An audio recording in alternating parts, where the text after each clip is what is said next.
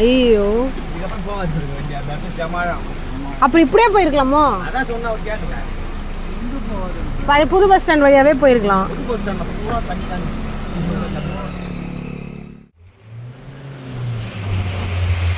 Sir நல்லா இந்த மாதிரி ஒண்ணுமே கிடையாதுடா. இப்பதான் இந்த மாதிரி வருது. நல்லா வேலை செஞ்சிருக்காங்கடா. டார்லிங் ஃபுல்லா தண்ணி போல. டார்லிங் ஃபுல்லா தண்ணி.